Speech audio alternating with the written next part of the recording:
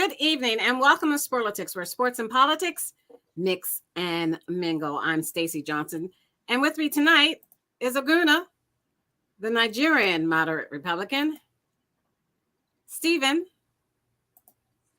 the independent thinker,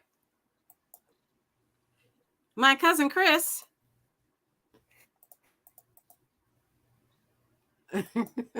Keith, the constitutional conservative who will be with us shortly, and my cousin Todd. Hey, you guys got a family reunion. They're on two sides of the family. Happy New Year 2023. I can't believe it's here. Damar Hamlin was released to medical care in Buffalo, New York from Cincinnati.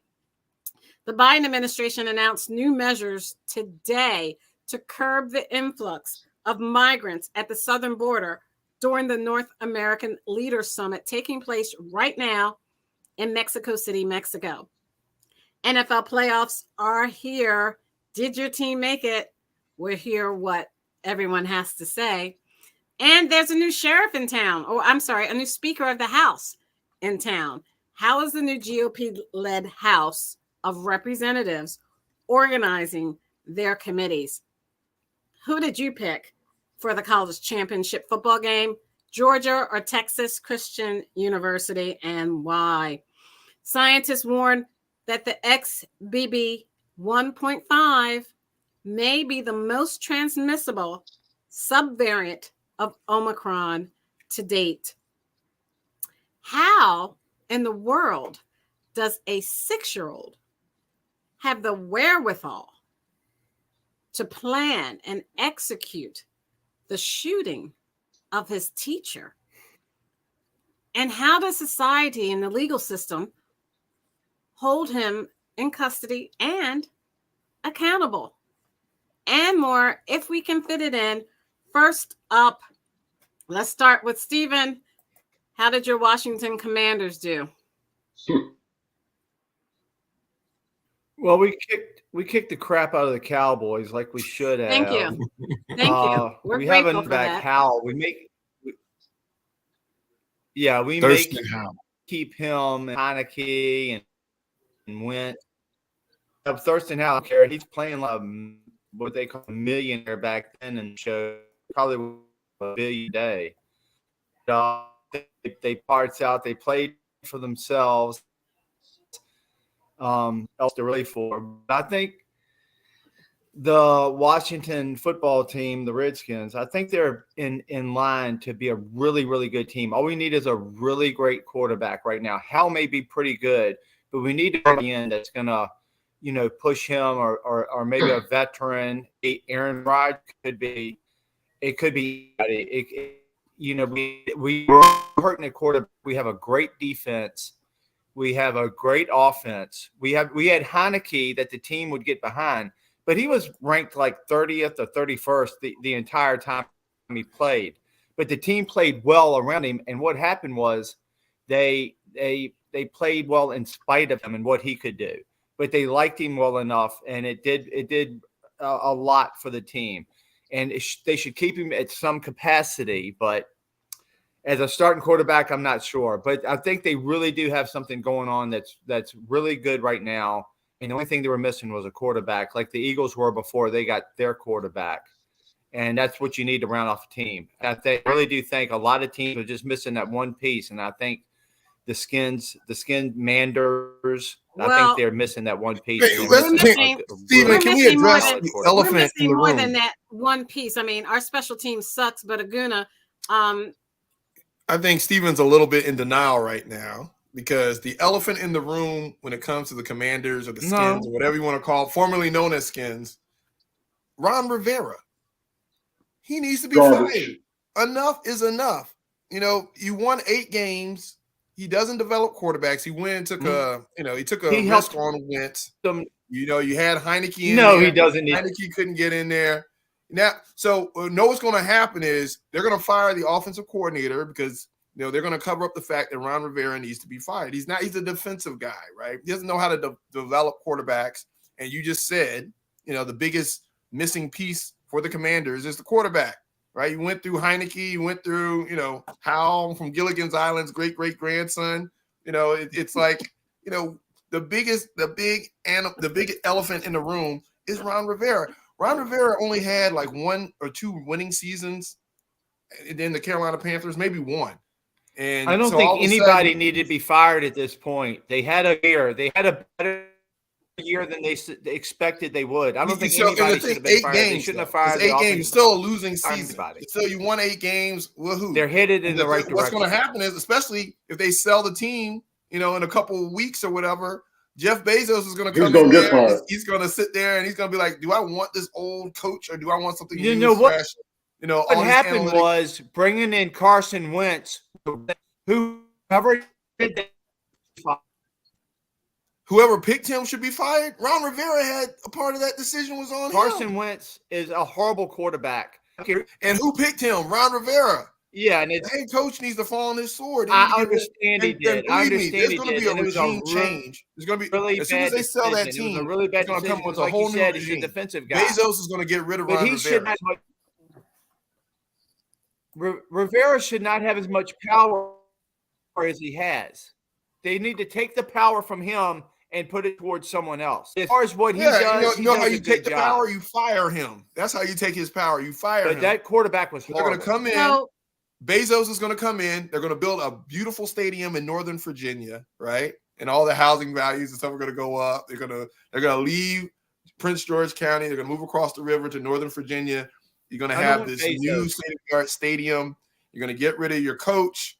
You're going to probably fire all the coordinators. Hopefully some of the defense stays around, but they need to rebuild the whole team. I mean, it was a glimmer of hope at the end of the year by beating the Cowboys, but ultimately you're going to have to, clean the house. Okay. So let me hear from Chris. Chris, let's hear about, first off your team and specifically. Well, we beat the Eagles as well. But we have, actually Washington. How'd that work out? Washington helped us. How'd that work out? Washington helped us. And Aguna will talk about that in a minute. But first, let's have Chris talk about his team and DeMar Hamlin. Go ahead, Chris. Of course, DeMar Hamlin had to have CPR on the field. He was struggling. The play was nothing. It was just a basic tackle, but he had a heart attack on the field, and they had to revive him with CPR. So, of course, the Buffalo Bills, playing for Hamlin, went out and crushed the New England Patriots. They stole the number 1 seed from us by giving it back to Kansas City, which they shouldn't have done. But, I mean, that's neither here nor there. We probably would have came back and beat Cincinnati anyway, but we're going to be the future Super Bowl champs over the Eagles. Well. And so what happened? That's all that happened with your team? Thank you for the opportunity. That's all that happened with your team? No. Do you want to talk about DeMar? What happened with him where he is now? Sure. He's out of the hospital. He's out of the hospital. He's back in Buffalo. I'm assuming he's with his family. Thoughts and prayers are with him for sure. But it was a very, very, very scary situation.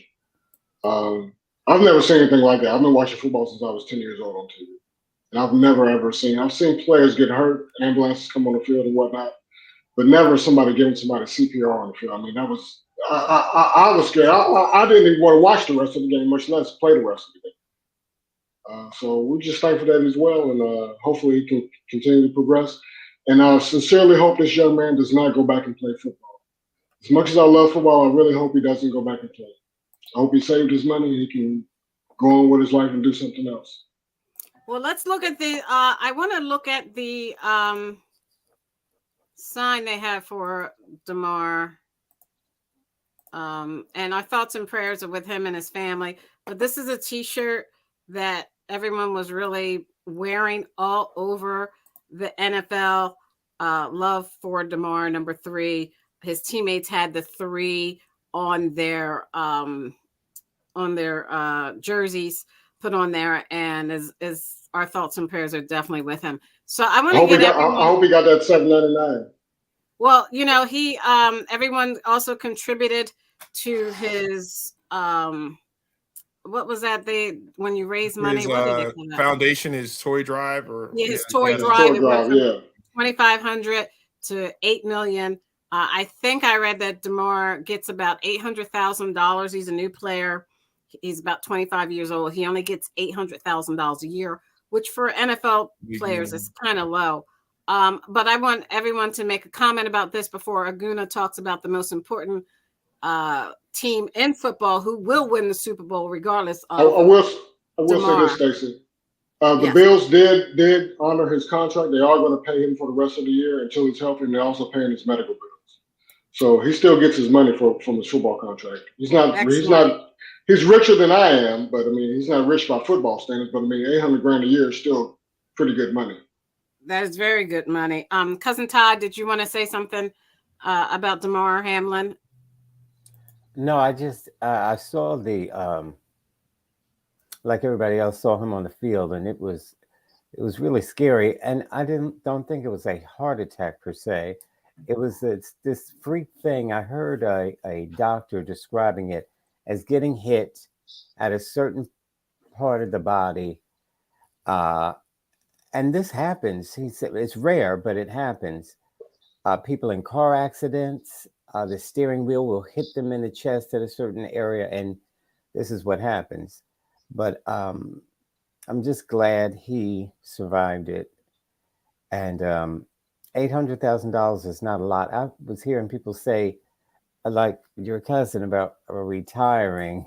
I hope he saved his money. No, not retiring. Easy. Well, I mean, from but football. To go do something else. Yeah, from football, sure. Well, yeah, the $800,000 is not a lot of money. And these guys go into commentating, but usually that field is all dried up, and he's only 20. Well, I think they're going to take care of him. I mean, they honored his contract. And you're right, $800,000 in the grand scheme of things, where you take out taxes and you start paying all your trainers and everybody that got you there. What do you mean they're going to take care of him? They're going to take care of him. He's going to be the face of certain things going forward. Oh, okay. So he's saying, in other words, I guess he's saying he's going to have a job. They're going to make sure he has a job. But what if he wants to? But my thing is, what if he wants to go back? Why are you going to say he will go back to playing football? Yeah, that was a freak occurrence, which why would you go back to playing football? Well, it all comes down to clearance, right? So medically cleared. I mean, hopefully there was not he didn't have any other preconditions that kind of exacerbated the injury. Aguna, you remember when Teddy Briscoe had a stroke and sat out for the rest of the year? He used to play for the Patriots. Yeah. And then he came back and played football again and won defensive comeback player of the year. I mean, this man had a stroke on the foot. He didn't have it on the football field, but he had a stroke. So for him to come back, I mean, people come back all the time. We have the technology, right? But again, it's going to be, I don't know, man. Because the thing is, because you're talking about a very small select few of athletes in the world that can even make it to the league, let alone play in the league.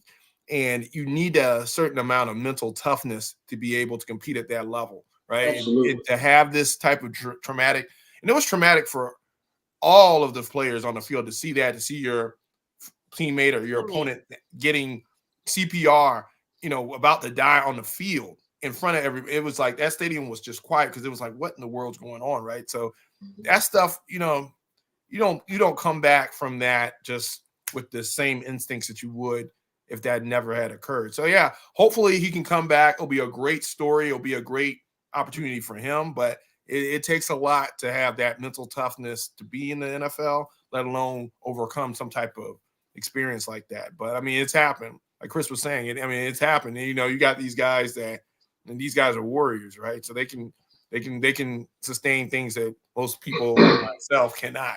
But that's going to be pretty, almost die on the football field like that in front of everybody. Like, and that's, I mean, I'm sure his family's telling him not to go back.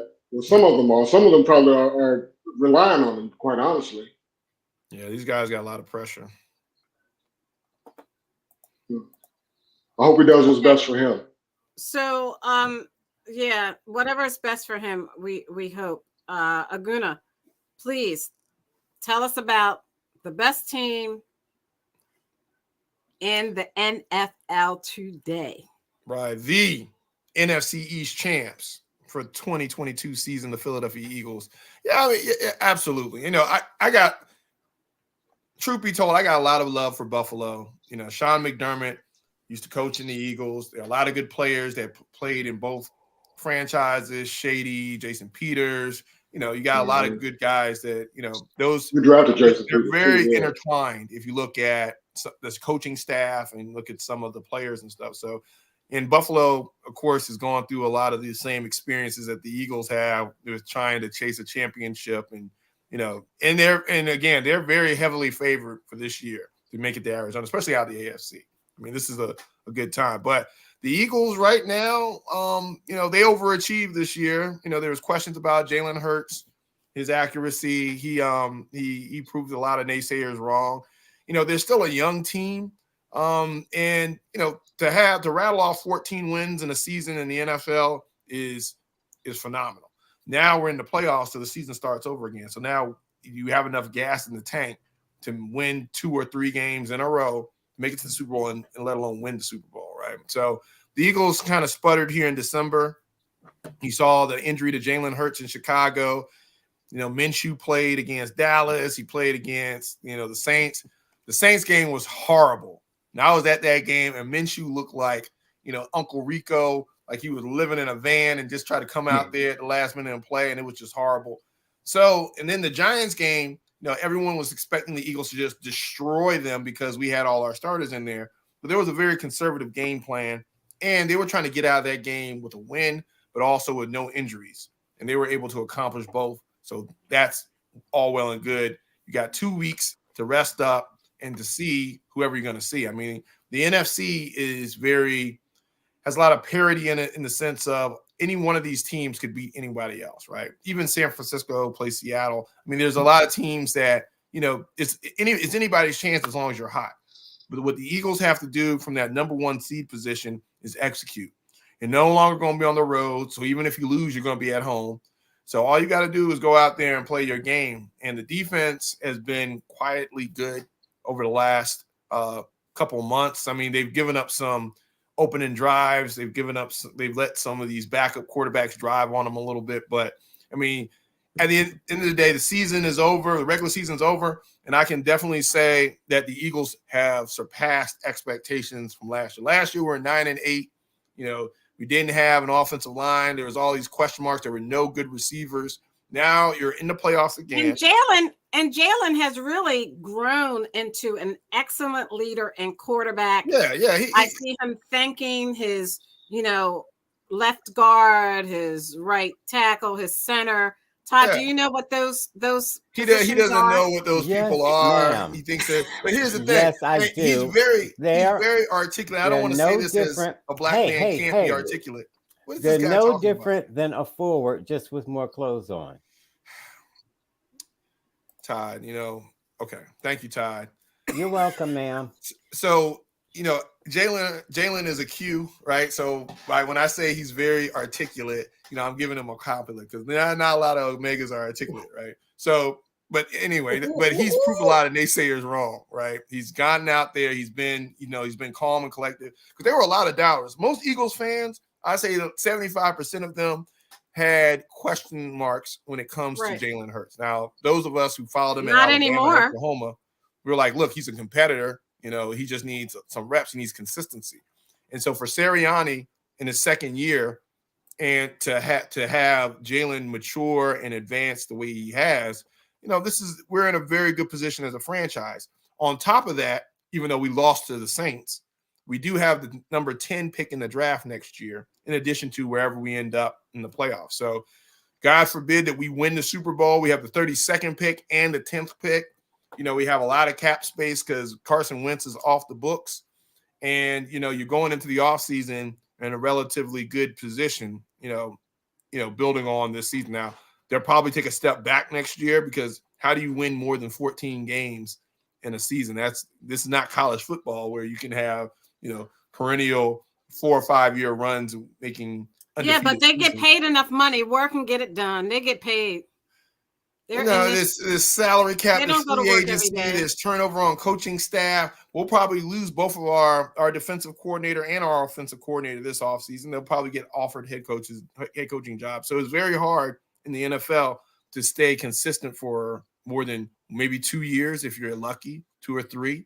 I mean, so teams like Buffalo, Buffalo is doing what New England used to do, right? So you have a weakened AFC East. and they're the cream of the crop. So they're actually in a position where they won the AFC East multiple times. But as you can see, so Aguna, over the time, you're going to have people trying to, because I think they lost their defensive coordinator, their offensive coordinator. So as these teams get successful, you start fleecing, some of your talent. So Aguna, before let me ask Chris and then Steven. Chris, what do you see the playoffs? Where do you see everyone going now? In the AFC North, or let's just do AFC versus NFC. How about that?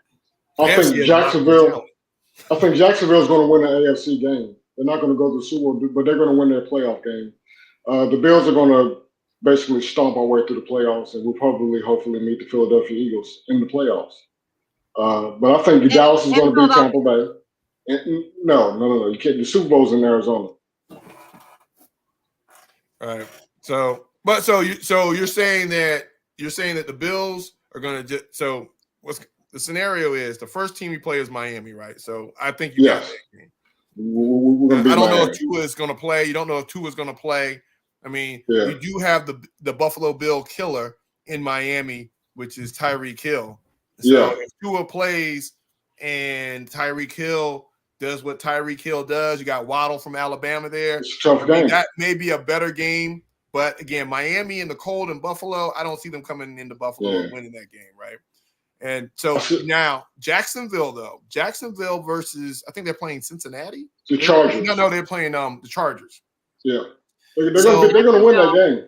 That's going to be an interesting one because Jacksonville's on a roll. Is a darling. He's a darling of the NFL, and it's an LA franchise. And remember, LA won it last year. It's a big market town, so they want some buzz around that. Now they are going to Jacksonville, but Trevor Lawrence versus Herbert, that's going to be a good matchup. That's something that's the future of the NFL. You have these old coach too, quarterbacks. So, but I do think Jacksonville pulls that off. Yeah. And then I think if that happens, who's the third? Oh, Cincinnati plays the Ravens. Baltimore. They're going to beat the Ravens. Okay. Yeah, they are. So you're going to have Cincinnati coming to Buffalo, and you're going to have who's going to come to? Is it Jacksonville come to? No. Jacksonville will go to Kansas City.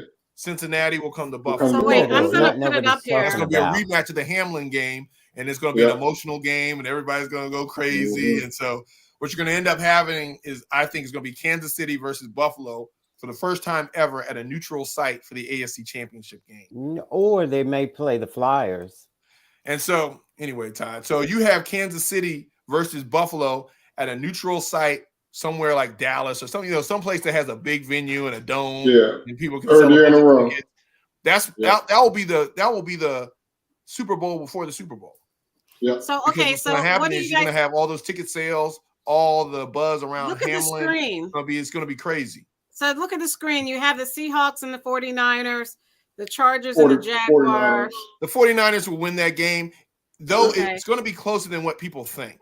I think Seattle's going to be one of those things where they're going to surprise you a little bit, keep it close, but then 49ers, Kittle, McCaffrey, they're going to go off somewhere late in the fourth quarter and pull away. But, the 49ers definitely winning that. And I'll go with the Jags against the Chargers. I think it'll be a close game, though. The Chargers – they got some weapons, and if the Chargers happen to win that game, they're going to be pretty dangerous. They'll be a dangerous team to play. But I think Jacksonville pulls that off because, again, I'm rooting for Doug Peterson. No way they can beat the Flyers. And Serena's the quarterback. Okay. Then we've got the Dolphins and the Bills and the Giants versus Vikings. The Bills will definitely win against the Dolphins. The Vikings and Giants. This is going to be an interesting game.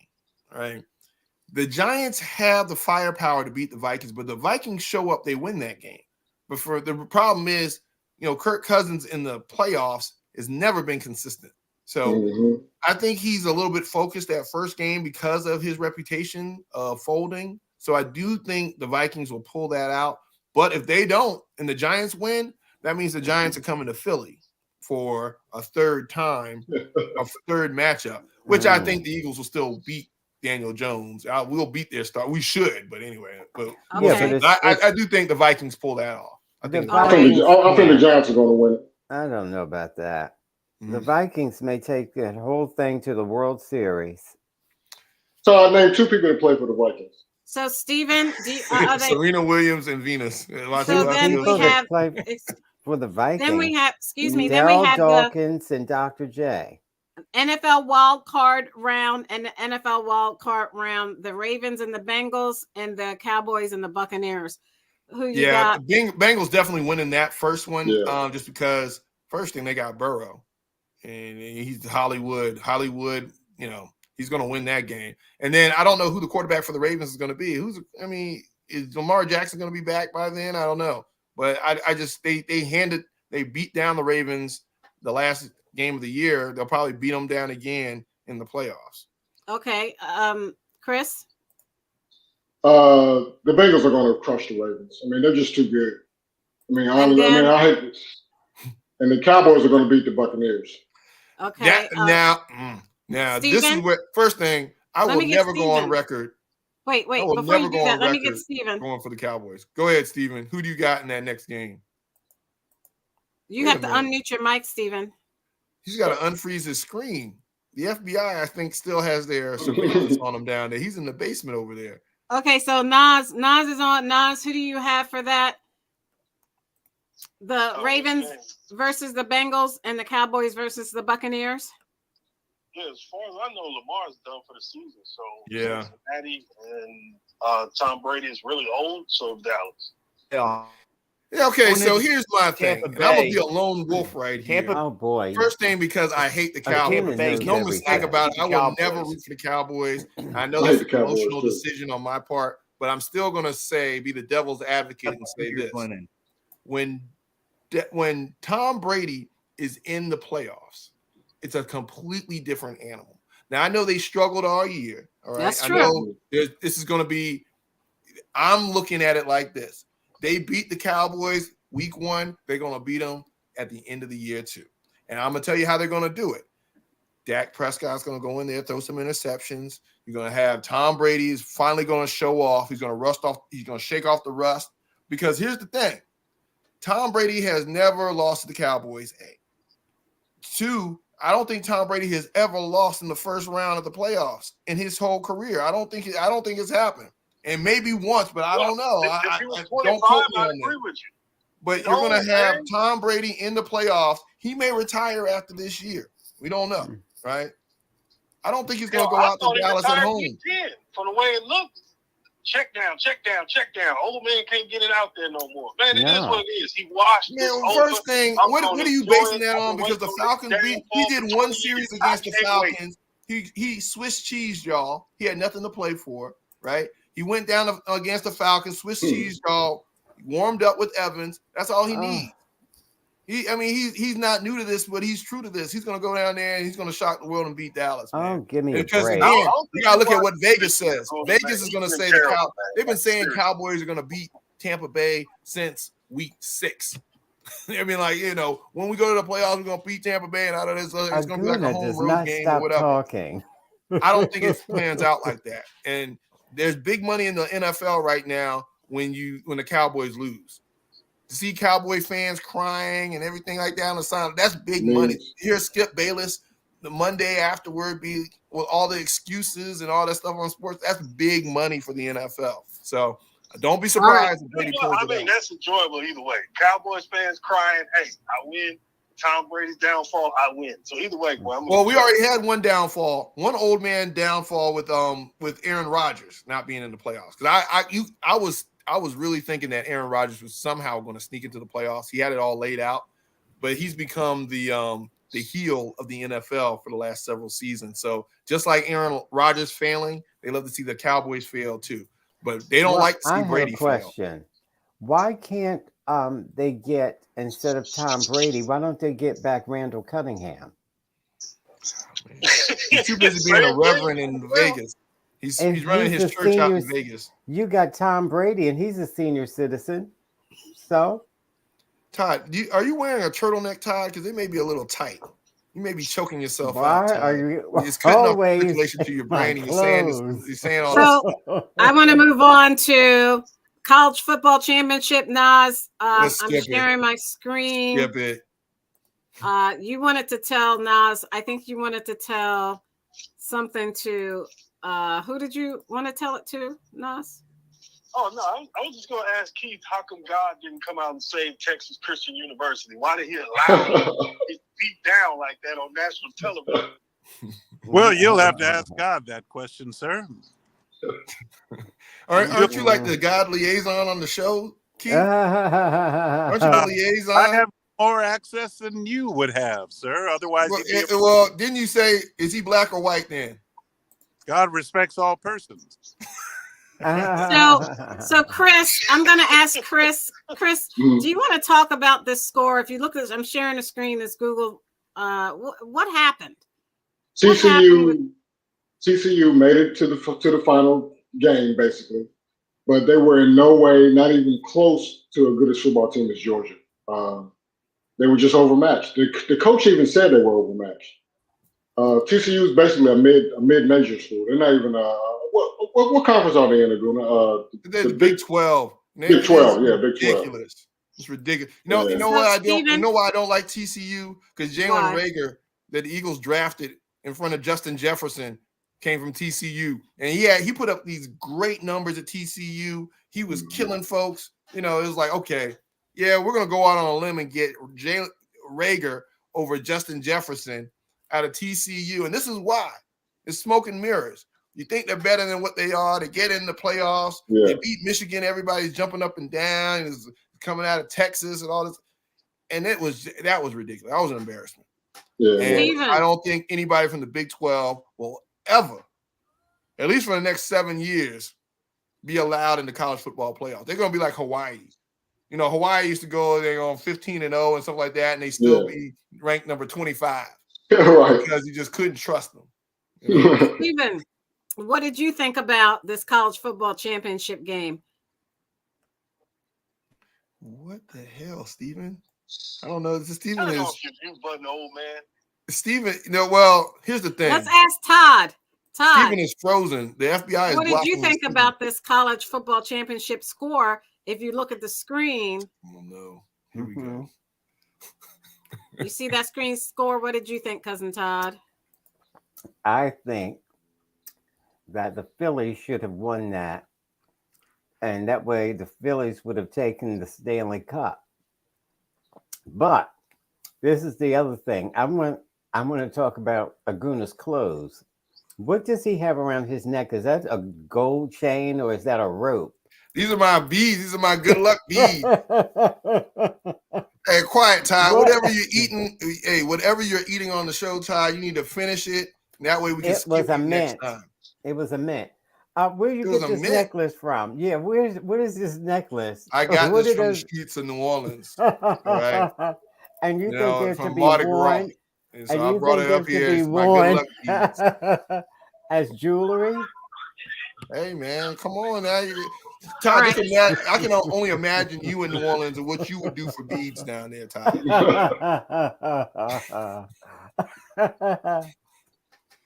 All right. Okay. What's happening? What do you mean what's happening? You don't want to know, Keith. All right, Keith, so we're going to move on. God needs Jesus. You've been saying that for the last 10 years. Yes. Oh, look, there he is. Yes. The going problem with the game there. He's going in and out. Hey, sorry about that. Nas, you there? Steven, you're going in and out. Steven, you're going to have to come out the basement. Well, why don't you just go over Keith's house and do the show from there? Oh, God. He's closer to you. He's closer to you. Right. He's closer by you guys. Well, I'll summarize what Steven said. Joe Biden, freedom, liberty, independence. Hey, if TCU only had Hunter Biden's laptop, information on that, I think we need to hold a Benghazi hearing. I want to talk about, and Cousin Todd, you can start it. How does a 6-year-old have the wherewithal to get a gun, put it in his backpack with a cell phone, right? Go to school, wait. Yeah. This is 2:00. He's been in school since the morning. He actually went to lunch because it's 2:00. Right. So he went to school. He held that gun in his backpack all day until 2:00, pulled it out, and shot his teacher. What in the world is going on?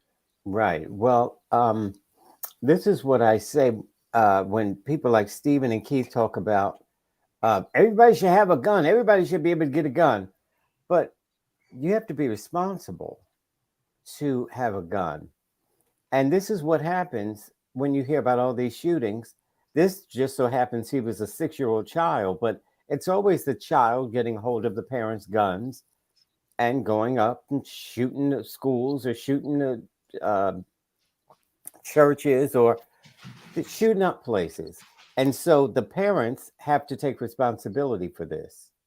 There's no reason that child should have been able to get a hold of that gun.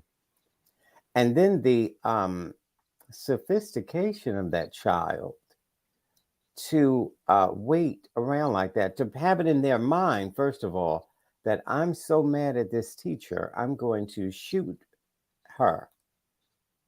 Now, maybe not knowing I'm going to kill her, but the fact of the matter is to want to shoot your teacher. So my question also to finish it out is, why does this happen so much more in the United States and not in other countries? Because we have more guns in the United States than anywhere in the world. Because of people like Keith and Stephen. Second Amendment right, even if you're crazy. Second Amendment right, even if you beat your wife and you got a criminal record. Second Amendment right. They don't stop to think, wait a minute now. Too many people are dying unnecessarily. And we should have background checks, and you should be, like Keith says, you got to show your ID to get a driver's license. So you should have to prove that you are mentally stable and responsible. Then you may get a gun. That's a little hard to do when you're talking about a 6-year-old. Stephen, let me ask you, how do you hold a 6-year-old criminally responsible for premeditation and shooting their teacher? You just pretend he's black. That was for Stephen. I know, but he wouldn't say it, so I did. Stephen?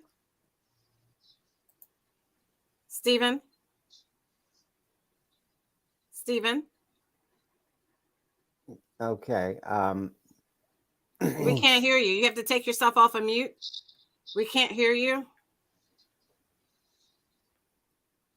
You're on. We can't hear you, Stephen. We can't hear you. Okay, now don't keep going back and forth, Cray. Just who are you talking press it one time. That's it. Now you're in. Stephen? Say no to drugs, Stephen. Okay, so let me ask, until Stephen can get back, let me ask Chris, how do you criminally charge a 6-year-old and keep them in custody when a 6-year-old isn't in custody? You know, you have older people in juvenile detention centers or in jails like Rikers Island or places like that. The fact of the matter is that kid probably went home to his mother where he got the gun from. If anybody's going to be criminally charged, it's going to be her. You might want to give the kid some sort of psychiatric counseling. He's definitely going to go be in juvenile hall eventually. Because he shot a teacher and almost killed her. But I mean, is he going to do 20 years in prison for it? No. His mother might. She probably should, because she allowed him access to the gun. I mean, kids are too desensitized these days. You see a fight, you pull out your phone, and you start taking pictures of it instead of trying to help somebody. Somebody's in a car wreck, you take out your phone, you start taking pictures, you start trying to help the person. So I mean, society's too used to violence.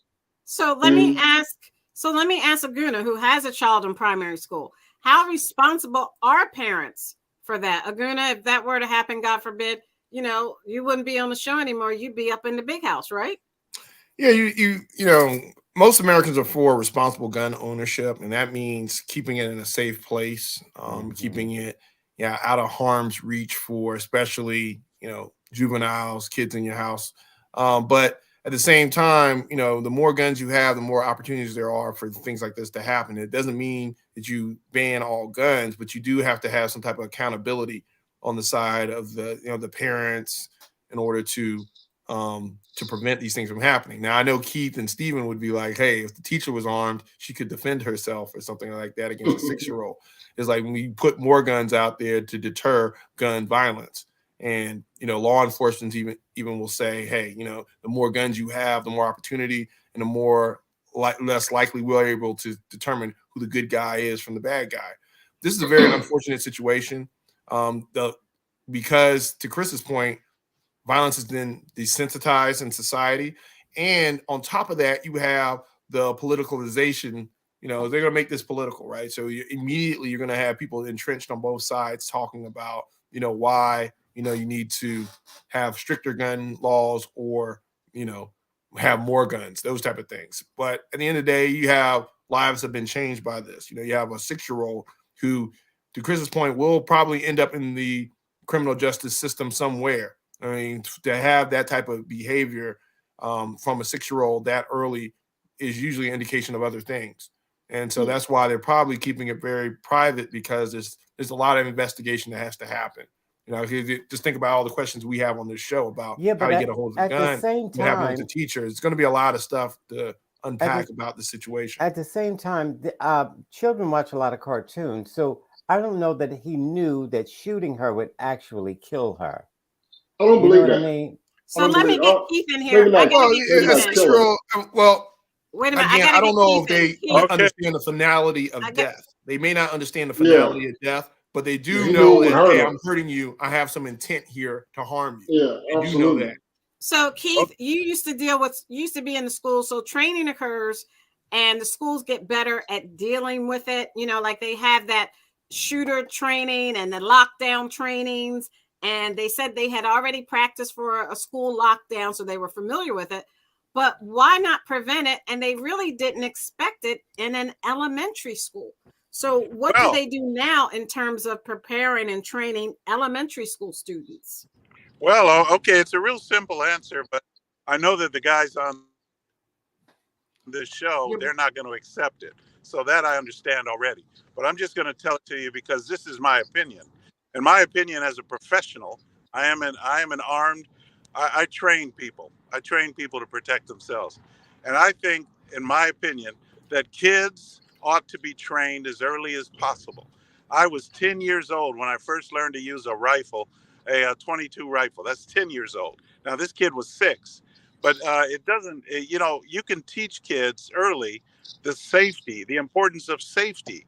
Now, Todd made a statement. He said he doesn't know if that kid knew that it would kill somebody. Well, come on. If you teach kids about safety and that this gun kills, and take them out on the range and show them what a gun will do, the power of a gun, this can help in training the kid to discipline himself so that he does not abuse it in a way that he shouldn't.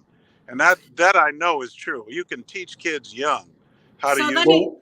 I'm going to ask Nas. Wait a minute. I got to bring Nas in here. Nas, the superintendent of that school district said they were not prepared for a 6-year-old to do that. I watched the video. How do you prepare for a 6-year-old to do it? You don't. This is beyond the superintendent. This is beyond the principal. This is beyond anything on the school ground. This is basically a case. This side goes back to PC Heller, where people were arguing and saying, hey, if I have my gun in my home and I have it in a safe storage space, then that stops me from being able to defend my home if the moment, happens where something dangerous, break-in or whatever. All of the gun nuts trying to bring up their fantasy story about why they have to have the gun. So ultimately, the parents are going to be punished severely for this. It's going to be rough. Who knows what's going to happen to this child? Like, this is like new ground here. So whatever framework they come up with, it's going to be used in any future situation where this might possibly happen. But yeah, this is beyond the school. There's no prep for this. There's no getting ready for this. This is, okay, so was this kid taught, and Keith is making his gun safety point, was this kid taught how to use a firearm and all of the things about a firearm, and also just the lack of preparation in the fact that it wasn't locked away in a way that the kid couldn't get it. The fact that the kid took the gun to school with him, I mean, that's, one thing. But was there all day with the gun. How to use it, that's another. So, yeah, this is... And that was, and that was a 9mm. So if anyone knows anything about guns, a 9mm is not a revolver. It's not that easy You gotta be able to move. That's a 9mm. Does anybody want to talk about the difference between a 9mm and a revolver in terms of being able to recoil? Well, not even talk about the recoil. You gotta load it, and the difference between a revolver and a 9mm is a big difference. Aguna, Chris, Nas, Todd. Yeah, there is a big difference. Not necessarily in caliber. The main difference between a revolver and a 9mm is just that one has a clip and one doesn't. I mean, you can get a revolver. But I mean, in terms of loading a chamber to shoot it. Yeah. You have to pull back the rack. You got to rack it up. You got to rack it back, and then pull the trigger, and you're going to get a recoil. So I'm wondering, whether this kid even knew actually if the parent already taught, if he'd shot before, if he'd fired. Yeah, how did he know? You know what I mean? Does he know the difference between putting the bullet in the chamber and pulling it back on a 9mm versus a revolver? Right. How did he even know that? Yeah, unless it was already loaded. This is where we get into parental involvement and teaching that boy whatever they taught him, without the idea of, was his mind prepared for it? This is a child. Why are you teaching them about guns? Like, why are you fetishizing guns so much to the point where you think your 6-year-old child needs to have gun training? Like, right. And so that's going back to what Keith is saying, that you need to teach kids as early as possible. Safety, I get that, but do these kids really have the capacity in this desensitized world to comprehend, hey, you know what? This gun can kill somebody. And there are repercussions for this, right? Mm-hmm. There's repercussions. They're not coming back if I actually shoot this gun and kill somebody. And by the way, I can get into big trouble. At 6 years old, do you really understand that finality of what you're doing? So we have a comment from a viewer. Paper Doll at 816 says, if you can see it down here, if kids have enough maturity or rationale to learn about guns, then hey, why can't 6, 8, or 10-year-olds vote? Cousin Todd? You have to take your mute off, Cousin Todd. You've got it on. I can't take it off. Okay. Hey. Oh my gosh. You really have a clown show in Congress. Congress will really be a circus after that. That's a good point. It'll be a Toys R Us. Aguna. I agree with her. What she's saying is, it is ridiculous. How do you know Paper Doll is a her? I don't. But paper, them, he, she, they. Use your correct pronoun, Todd. Well, what difference does it make? What I find funny? Girls don't mind being called dude, right? Stephen and Keith and Aguna, or bro. But if she calls you girl or ma'am, it's a big deal. That's because men hate women so bad. They'd rather be called anything but a girl. Man. Okay, now let me get masculine. Back. Okay. Come on. Don't let him get away with that. I don't have all day. Okay, wait. Don't let him get away with that. I don't know what is going on here. Now, we'll get back into that conversation at a later date, because that is real men don't dye their beards, Todd. Real men don't wear pearls either. Anyway, so now this is what I was saying. What Paper Doll was saying was how ridiculous it is to train a 6-year-old on how to use a weapon. At 6 years old, they're playing with toy guns and things like that, which they should.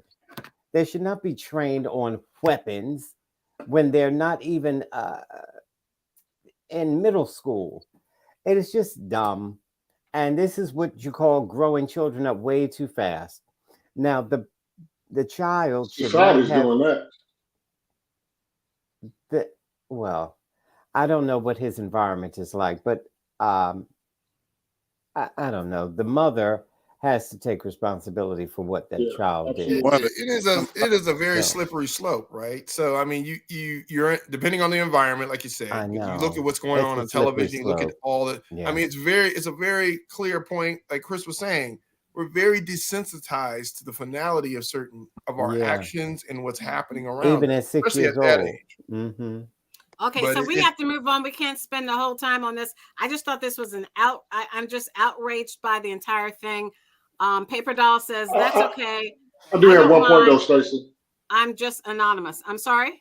I do have one point I want to make. Gordon was right. That kid went to that school with an intent to hurt the teacher. He might not have thought that she was going to die. He might not have even thought about her death, but he definitely went there intending to hurt that teacher. Premeditated. And he's got to have some sort of consequences for that, even if he's 6. Yeah. Hey, I got and it ain't gonna be take away a PlayStation for a week. I'll tell you that. It ain't gonna be take away your PlayStation for a week or anything like that. Or give me your iPad. Yeah. It's got to be something. Go ahead. Wait a minute. That's the point I was trying to get across to y'all. There's nothing in place to handle this. Right. Parents are going to be gone. Right. For the most part, we're probably looking at a group home situation. Right. And counseling and everything else. And like this, there's no precedence. A good outcome for this. Like, yeah, but I mean, the parent has to be responsible for that gun, so she's going to have to. But it's a misdemeanor in Virginia. That's a misdemeanor. Case of this high profile, this profile. No, I don't know about that, Stacey. Yeah, I'm about to say. Misdemeanor. They're gonna find a way to stack some charges. Okay, Keith, what did you want to say, Keith? Well, I just want to say, in this day and age, if a little boy, 6 years old, says to his mom, "I want to be a girl," in California, that is by law okay, and the mom can't have anything to say about it. So I would say that they should be able to learn how to use a gun at that age. What? Man, this is like some serious. Yeah, they should. Oh, like if a little boy, like the Matrix type of reflection, can make a decision that he Squirrel. wants his gender. Squirrel. Why can't he make a decision as to learning the Can safety a procedures? 6-year-old actually go out and change his gender, Keith? Or does he just think he's Can a a girl? 6-year-old pay a utility bill? what does that mean, No, Daisy? they can't go change your gender. No. He's saying that they can choose their Right, gender. I gotta Yeah, they move can on. choose it, but I mean, they gotta can't move do on. anything That about it. Right, So- but you know what I'm trying to say, Chris. I know you're a reasonable man. No, we don't I'm know what you're trying to say. Yeah, I don't know If what you're it's trying law- to say. saying, hey, we're talking about law this. protects- Look at that squirrel over No, there. look. He's If going law running around. protects, if the law protects a little boy who says he wants to be a girl, and he can get away with it, well, It's not the law in should Virginia. protect them to be able to learn how to use a Not gun. the So the law That's should all. not protect the boy from saying he wants to be a girl. Is that what you're saying? But it Keith? does in California. Keith, California. why are What you are you so talking about? fixated on gay people? In California, Why it is that? does. In I California, find Sorry, that we've been awfully entertaining peculiar. All right, so I just want to say our thoughts and prayers. I'm going to show the screen, go out to the teacher who was, according to the police chief for that area, that teacher got shot, and she put her hand up as a defensive mechanism, and the bullet went through her hand and into her chest. But before she left, she made sure all her students had gotten out of the classroom, away from the other student with the gun, and she went into the administration room before she passed out and fainted. So she's a hero. Our thoughts and prayers go out to her. She continues to recuperate. And her name is Abigail Zwerner, and she's 25 years old. And you see there's a picture of her. Man, what did the student? I mean, there's a lot of question marks about this. You know, how does a 6-year-old? I know there's some 6-year-olds that are very emotional and throw temper tantrums and everything under the sun. I get that. But what could a teacher have done for a student to go home, get a gun at 6 years old, and come in there? And it'll be interesting as these things pan out to understand kind of the whole story here. And it's a very tragic story, but it's like it's messed up. So, Stephen, you have been out. We've been waiting for you and trying to let you talk. Are you able to comment on this? Like he's on the cover of Men's Health. All right. So let's go to Speaker of the House, McCarthy. Nas, do you want to talk about what he was able to negotiate in order to become Speaker of the House, and how long do you think his speakership will last? Well, I wouldn't say what he was able to negotiate. I would say what he was willing to accept, because right now there's a huge split between the factions in GOP, or the White Nationalist Party, as some people call it. And the White Nationalist faction, which is much bigger than what it used to be, now has a voice within that party, and some of their ridiculousness, whether it's Dr. Seuss or any other thing that they swear the liberal agenda is trying to destroy America. So, yeah, this is going to be a sad situation to watch, but a lot of gridlock, not much governance. Let me ask Stephen. Stephen, he was voted 14 times. They voted. He couldn't win it. He's going to block certain appointments of Democratic congressmen to the certain seats, like Chris Swalwell from California, for instance. They wanted to put him on an intelligence committee, but McCarthy says he cannot get a top secret clearance, so he's not even going to allow him to be on that intelligence committee. It seems like McCarthy is there just to block things as opposed to being effective for the American agenda to push legislation. We just lost Stephen, so let me go and ask Keith. So Keith, Keith, this question is for you. How effective can McCarthy govern with a threat over his head of being put out by any one member? Well, I think that's a good one. Nancy Pelosi was not subject to anything, not even a constitution. I mean, she just did whatever she wanted, and she was a bully. But McCarthy is not going to be able to be a bully. So for all of you who hate McCarthy for whatever reason, you don't like him, he can't be a bully. His power is limited. And for all of you who might like McCarthy, you may think that he's hindered from doing what he's supposed to do. Well, all we can do is wait and see. And as far as the other guy goes that you mentioned, why couldn't he get clearance? I mean, that's the question. Why couldn't he get enough the clearance that was required or what he needed? You see, McCarthy wasn't on that clearance. Why they couldn't get top secret clearance? Yeah. Well, he couldn't get the clearance because at one point he was they thought that he had some connections with some Chinese officials who were able to help him raise money for his campaign. And they also were able to place an intern in his office, even though the intern didn't have access to any, top secret information. They just felt as though the Chinese intelligence was getting a little too close to Congress. Well, one of the things, let me just say this. But he didn't know that Chinese person was doing that. Well, as soon as he found out, he stopped communication immediately. Okay, well, my final statement here is that just remember this. Keep in mind, the Republicans have one standard, the Democrats have another. Everyone is held to a different standard as far as between Republicans and Democrats. So that's what can Margaret Taylor Greene and can Lauren Barber, can they read? Yeah, so speaking of Margaret Taylor Greene, she's going to be payback Aguna for the Democrats putting Margaret Taylor Greene off of committees will be what? What do you think? More dysfunction. I think, it to see this play out the way it did in front of the American people in just a simple vote as selecting a speaker of the House. This is someone to kind of rally the troops and to kind of drive the platform. And you saw all the concessions that McCarthy had to make. And what you ended up with is one of the most weakest speaker in the last couple hundred years, right? So, I get it. There's a fraction within the Republican Party that just likes dysfunction. They don't want to govern.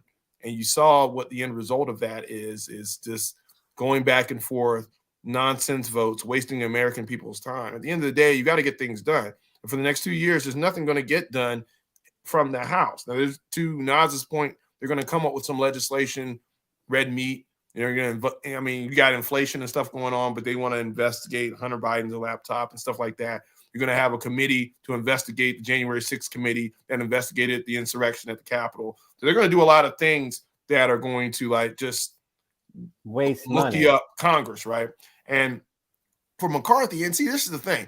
you have a base within the Republican Party that just likes this function. So even if there's nothing done, because again, ideally, what you would want to do is, work with the Democrats to pass some legislation. It's the people's house, and the only reason why the Republicans have a majority right now is because of gerrymandering and redistricting and things like that. So Democrats, though, don't agree with a lot of the things that they do, you can't have it all your way. You have to compromise. And for the core part of the Republican Party, compromising in and of itself makes you a Democrat too. So it's a very small margin for error for McCarthy. Anytime that something comes up that one member of Congress doesn't like, they can bring a vote to the floor to impeach him. So it's like, you don't need 5, you don't need 10, you don't need any kind of correlation. You only need one person. And to Keith's point about Nancy Pelosi, the reason why the rules changed for her is because of what happened to John Boehner, right? And again, it's all about this function. The people's house has to operate. You can't just sit here and just have this grievance politics. And for the last several years, the Republican Party's platform has been grievance politics. It hasn't been tax policy. It hasn't been defense spending. It hasn't been anything else but, hey, okay, I'm mad. I mean, the House Speaker. You're right. And poor Boehner, man, they sent him out there with no agenda, just the idea of no. Just let's say no and entrench ourselves. Because the thing, but I mean, McCarthy got up there and said, we're going to have this last. Wait a minute. We're going to have an anti-woke agenda. He said woke on the floor. I mean, what does that even mean? Woke Chris, means, this is what black people used back in the day to keep your head on the swivel, so you don't go into an area and you don't find yourself in a situation that you're not supposed to be in by following the Green Book, right? But the House Speaker came out there and said, hey, we're going to take back our schools and stuff like that. He said that on the floor of the House. So that means grievance politics for the next 2 years, at least. All right. So, Chris, let me ask you, I'm going to move on. I want to move on to the North American Summit. And I want to talk about how President Biden, President from Canada, what's his name? Trudeau, and the president from Mexico are meeting and talking about immigration. But they found classified documents in President Biden's closet at his University of Pennsylvania office. Yep. They weren't supposed to do that. What's the difference between what happened with Trump and what happened with him? I don't think there's any difference, quite honestly. He's going to. No, I don't. I think he's going to get it just as bad as Trump got it when they found those documents in Trump's office. That's how bad they're going to go after Joe Biden. And it's only fair. Well, wait a minute now. Let's just use the little common sense. What was the circumstances? Okay. They'll never show us the documents. The documents that were turned in. So that's the difference between the two. One, took the documents. They demanded them back. He didn't give them back. He kept them, and he had more than what they thought. The other one appears to have taken some documents and self-reported and agreed to turn the documents back in. So first off, it's wrong for him to take the document. It's wrong for anyone to take classified documents. They don't belong to them. They belong to the U.S. government. But first off, when it talks about Nas, let me ask you, Nas, when you talk about, I don't believe that. And then I'll get Cousin Todd. Nas, when you talk about him taking those documents, that was wrong. First off, and then Trump, for instance, said he declassified them on his own. I don't think Trump can just declassify them on his own. There is a process of a president declassifying documents, correct? Yes, there is. But again, the fundamental. What is the process? This one appears to be. What is the process? And that's why they self-reported and turned it in, even though they knew a hellstorm was going to come, because no matter what, they got to get punished for this. And Biden is going to take it much worse on this, because the idea was you made the other guy out to be such this evil guy for taking stuff, and now you get caught in not similar fashion.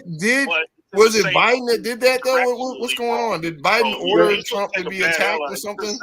He's going to face severe backlash on this, and I actually don't trust most news agencies and most reporters on social media and everything else to handle the story correctly. It'll be presented as it was just the same thing. So that's where it's going to. Okay, Cousin Todd. Oh, Jesus. Okay, well, this is what Stacey's cousin just said. It's the same thing. Okay, Aguna. Go ahead. Sorry. This is what Stacey's cousin just said. It's the same thing when it's not nowhere near the same thing. And What's for the you to difference? say that, well, Nas just went through it, but I'll do it again for you, Trump supporter. No, I'm When not a you Trump supporter. okay, well, you sure I'm sound like one. I'm just a realist. Okay, You can be a real I'm enough going to support give Trump you at the the same difference time. now. Here's the difference. Hey, you left the White House with hundreds of documents. Okay. You took them to Mar-a-Lago.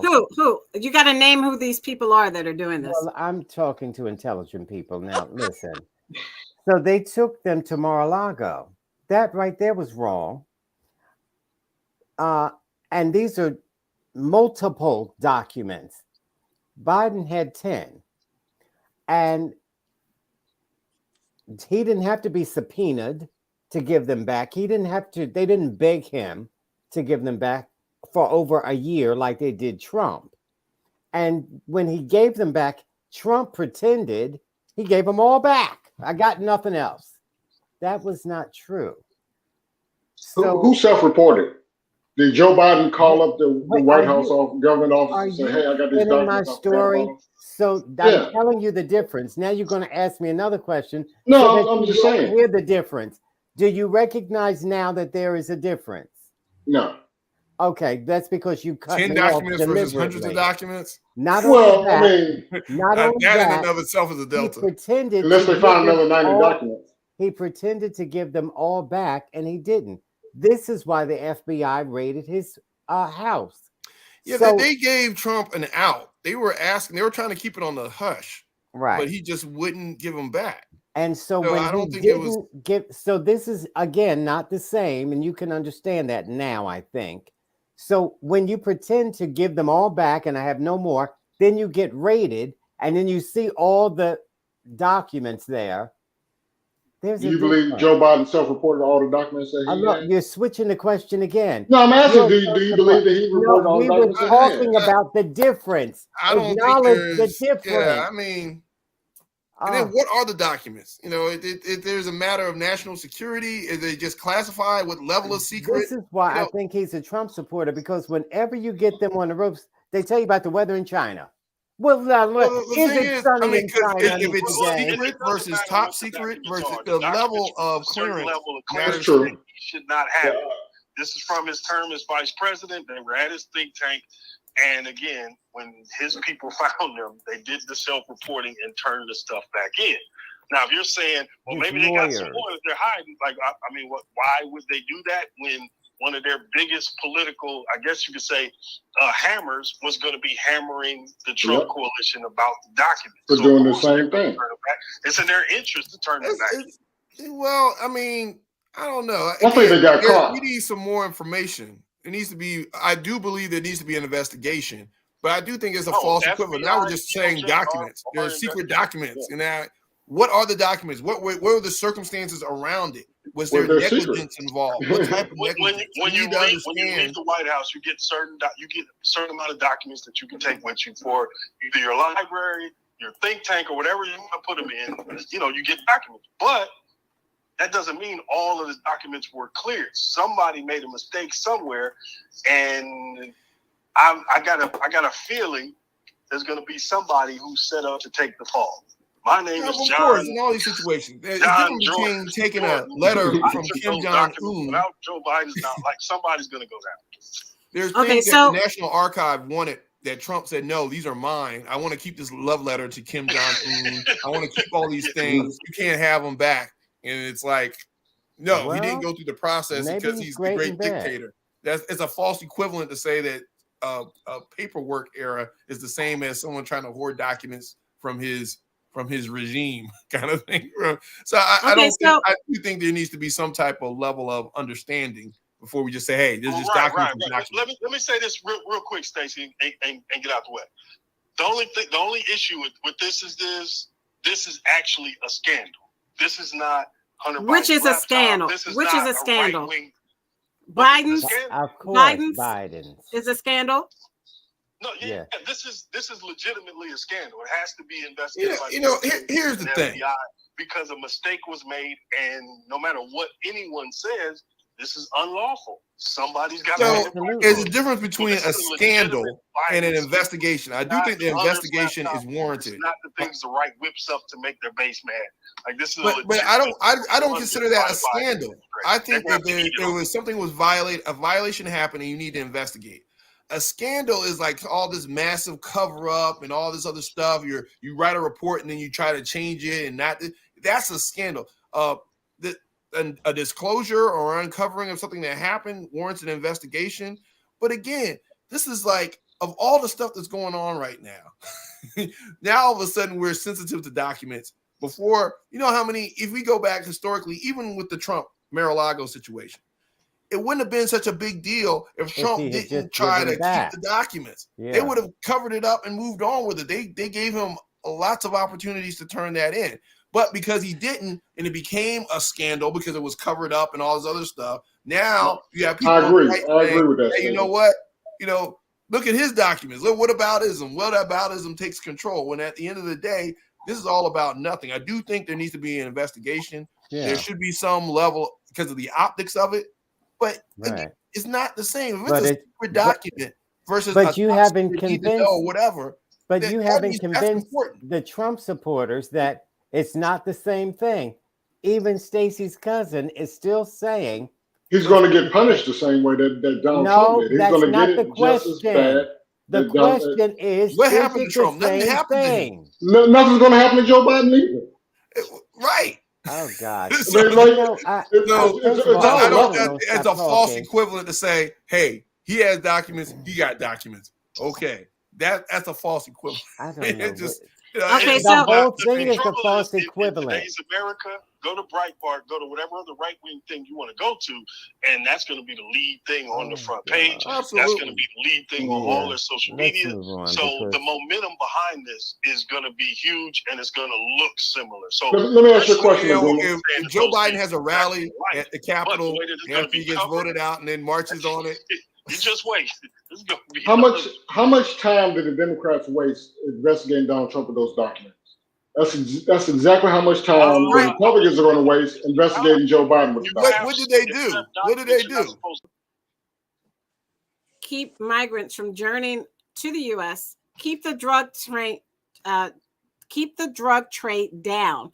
Fentanyl is like a top killer for Americans with this drug trade.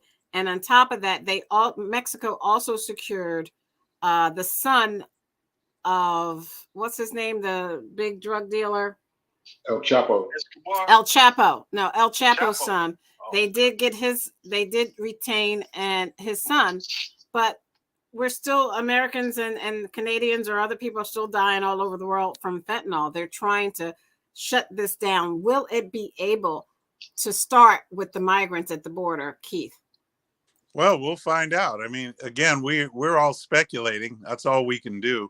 I see that Biden, all he has to do is follow his former bosses, just follow Obama. Obama was supposedly the commander-in-chief that did more deportation. He did. Yeah, he did. He deported more than anybody. Yeah. That's all he has to do. That's all he has to do is readopt his policy. That doesn't solve anything, though. I hope you guys know that. He's doing the same stuff Trump was doing. The catch and release stuff. I said that last week. He's doing all that same stuff. I hope y'all know that. Mm-hmm. You're saying Biden is doing that same stuff, Nas? Yes. They're still running a lot of that Trump doctrine stuff. The old Stephen Miller stuff. They're still doing a lot of that. Okay. Aguna?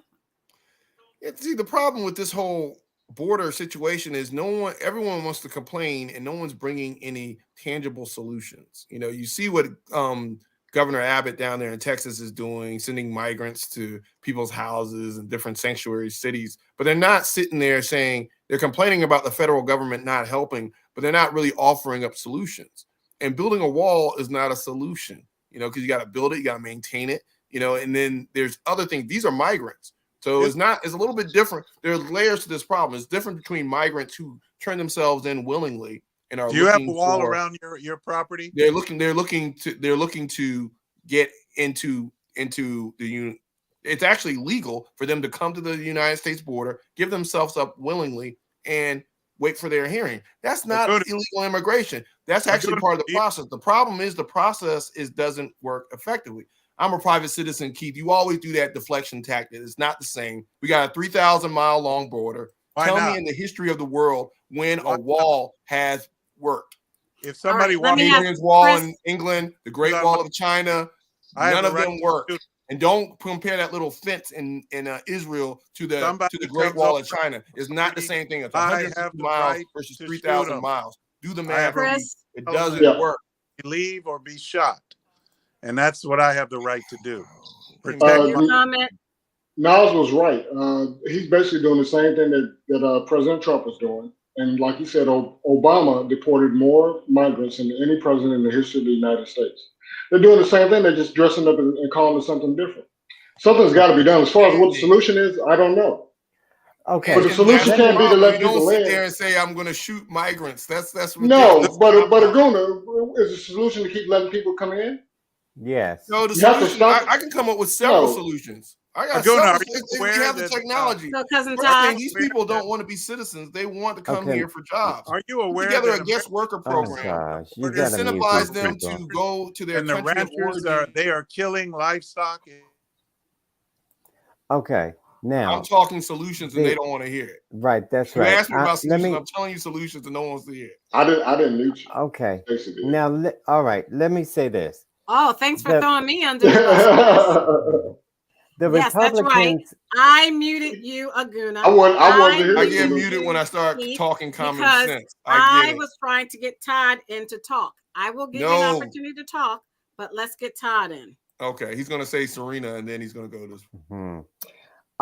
The Republicans don't want a solution because they know they can keep conning people like Stephen and Keith and sometimes Stacey's cousin into believing the Democrats are horrible. They're letting everybody in.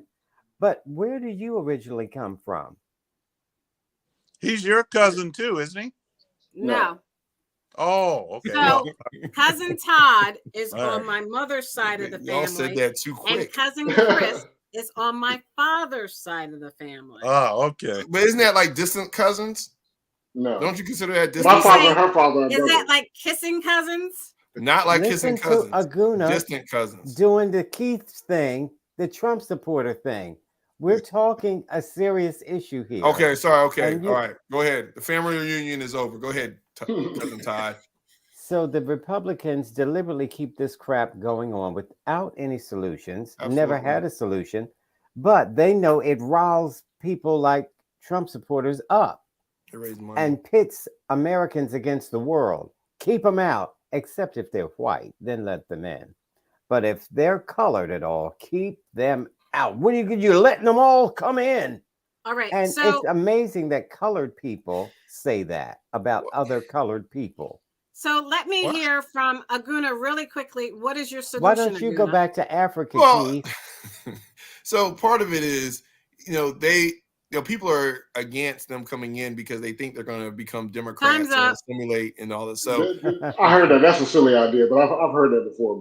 That's So ridiculous. about them becoming Democrats, knowing Yeah. that the majority of Hispanics are vote Catholic, Republican. they're very anti-abortion, they're not about Yeah. homosexuality rights, and they're very conservative if you know culturally what's coming. But here's the thing. So one, they don't necessarily want to become American citizens. They want to work and make money, right? So they want to contribute to the economy here, which, by the way, in certain parts of the economy, we need people, we need migrants.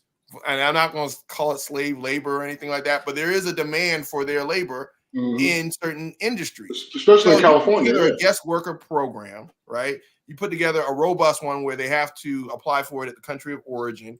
You do allow for some type of movement here where, you're trying to avoid like the drug trafficking and all this other stuff that's going on. So it's a multiple approach. You have to address that issue with the cartels, but you also have to incentivize people to actually come into the U.S. the correct way. And at the same time, you have to address the judge's situation where you're having these hearings, where you're actually trying to unclog the bottleneck that people who come here and try to apply legally run into. Therefore, they try to skip the line. So you got to do a number of things. A guest worker program, update the immigration process. You know, then you also have to put Aguna, pressure are on they boots behind you? those boots behind me? No, what are you talking about? That looks There's a like a paddle pair of behind me. What are boots. you talking about, my? What are you No, talking about? back down. It looks like a pair of boots. Okay, you interrupted him for that. I deliberately did that. No, that was whatever. deliberate. I'm not falling for it, Todd. I'm not falling for the banana in the tailpipe. But okay? they do look like boots behind you. Do you see what I mean? Move your Okay, we're not falling for it. We're moving side. on. We're running out of time. We have to start our round table. It's a file. It's not boots. Okay. I know We you have to like the start our color and round everything, table. We're but it's running for out a of file. town. We're running out of time. Anyway, so there are some solutions. The problem is it's been politicized so much that people are raising money off of saying that the Biden administration is not doing, saying that they're not being inhumane. People are making a lot of money off of just the visceral around the topic. So you're not going to have a solution that's really going to be effective, because everything we're talking about, you know, as far as putting more security on the border and securing the border through a physical fortification, that's a Band-Aid. The policy problem is the issue. And there are a lot more people coming in illegally through other means than there are across the border. I mean, people come in and overstay their visas more so than they do, especially the ones that are giving themselves up. You know, they're trying, and again, the system is broken. So how do you expect people to abide by a system that we can't even run? Okay, thank right? you. Mm-hmm. All right, so go ahead, Nas. Did you want to say something, Nas? I'll get out the way real quick. Just three things.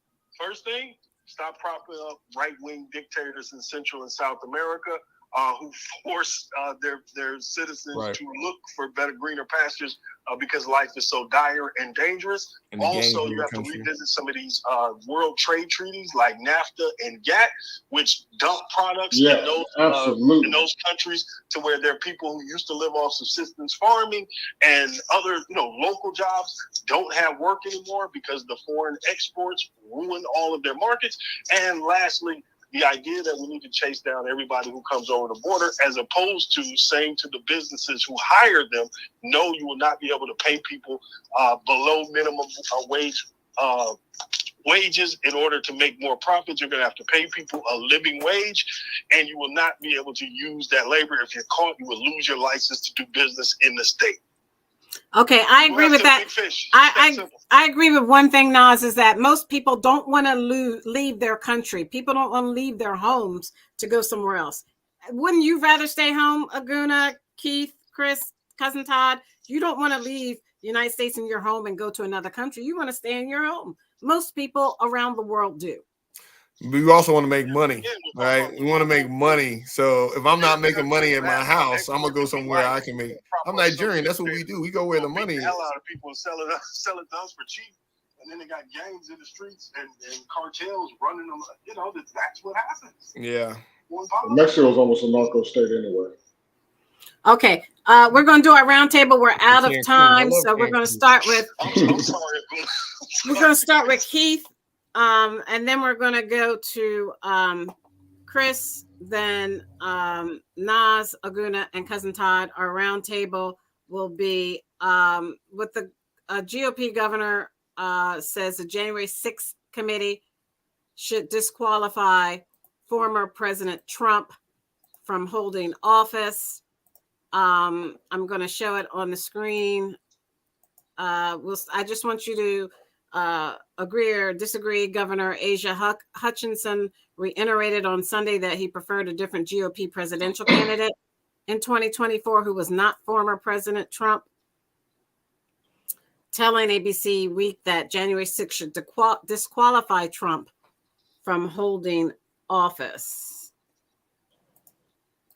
So let's start. If you can see that screen, let's start with Keith. Agree, disagree? I disagree because January 6th, which of course they deleted the phrase, but Trump mentioned to the people that followed him, he said, let's go, we need to go to the Capitol and do it peaceably. And he advocated for peace. He did not advocate for guns. If people have guns, it was mentioned on this show that many Americans have guns. If they had wanted to go down and really do an insurrection and hurt people and kill people, they would have had their guns. but I talked to some Just of the people. because you fail at something, I doesn't know mean people. you're trying to do it. I know people who were down there. I know people. A friend of I'm mine sure you do. was there, and she said there were no guns. They were instigating. The police were throwing tear gas at us, and we did not have. Both of the officers that were there. That is exactly what They was were going. breaking the law. And Nancy Pelosi withdrew. Oh, The police, the Capitol Police, were hardly there. Nancy Pelosi does not have that authority. On the inside. Exactly. Come on, Why are you even bringing her like up? simple Facebook meme stuff. So, like, you got to read a little more than this. Like, this is all a farce. And for a GOP governor, he must be the kind of GOP Republican that maybe Aguna is, but he is not a real conservative. Here we go with the labeling. Okay. Let's label her. Thank you, Chris. Someone tried to overthrow the government. I think what happened on January 6th is exactly what Donald Trump wanted to happen. He is responsible for it. He ended up becoming an embarrassment to the Republican Party, and that's why they don't want him to run anymore. They want to make sure that he's as far away from the next election as possible. Him and anybody who thinks like him. He's responsible for it because this is what he wanted. He got exactly what he asked for. Chaos. Nas. I mean, Chris just laid it out perfectly, but I'll just add this. When you see a governor step out of line like this in a way that people previously would have been afraid of a Trump tweet, a Trump nickname, or whatever, that lets me know the money in the GOP is talking. And some people are really ready to go and move on to DeSantis or whoever else they think is ready to run. But yeah, it's time to put the old man out to pasture. That's what it sounds like. He's definitely served his purpose. Anytime you have a former president of the United States making a grand announcement to sell trading cards. I'm talking about trading cards like you would see on an infomercial. This NFT cards, yeah. I mean, why are we even taking him seriously? And Keith, for you to sit there and say, okay, let's not move on from him and then just go on this diatribe about January 6th. Let's just look at his platform. What will a Trump Aguna, you can't go. We got to stop. We're out of time. I'm just going to let me finish my point. A Trump administration in 2024, what is that really going to be about? And what is that going to bring to the American people that, no other candidate is going to be? He wasn't qualified to run in 2016. He got in there because the GOP didn't have a platform. They had a huge field. You're talking through Todd's time. So now in 2024, do we really need to go back to that? And what did he really do? So at the end of the day, whether or not the insurrection happened or not, he's just not a qualified candidate to be president. He followed the Constitution. He followed every president follows the Constitution. And Shut up. We do it. Everybody follows the Constitution. Stop it. Okay. Sound bites make no sense. This notion of he didn't do anything January 6th, he knew those people were armed with guns because his people told him they were. They weren't. He allowed them to do that anyway. The Secret Service said they were. I mean, there's a whole thing more to that. And so to send those people to do that, and then once the violence started, he did nothing to stop it. He watched it and did nothing. So for those reasons alone, he should be unfit to be president ever again, to run for any office. Police officer shot an unarmed woman. Thank you. She was a threat, man. She was a threat. She was in an unauthorized area. Unarmed. No, she was armed. She was armed. Breaking down the doors to get into the building. I mean, again, you're going in there with a bunch of VIPs. To our first responders in our communities. You get make taken our out. lives livable. Thank you to our men and women of the U.S. military for all that you do and sacrificing your life so that we are free to say whatever we do on this show. We are forever indebted. On behalf of Aguna, show your shirt, Aguna. Go Birds. She was a threat and she got eliminated. Don't break the law next time. The Nigerian moderate Republican, Keith, a constitutional conservative, for joining us. Watch us on Twitch, Twitter, YouTube. Like and subscribe.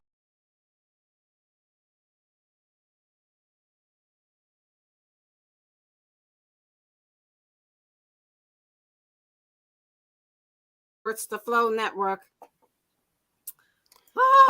You guys keep us on our toes. We'll see. I thought Cousin Todd was spelled with a Z. hopefully we can get a soundbite of kids talking about 6-year-olds with guns, because that sound. We gotta train 6-year-olds to. Isn't that crazy? Yeah. Only then, my friend. Good night. Have a good night, y'all.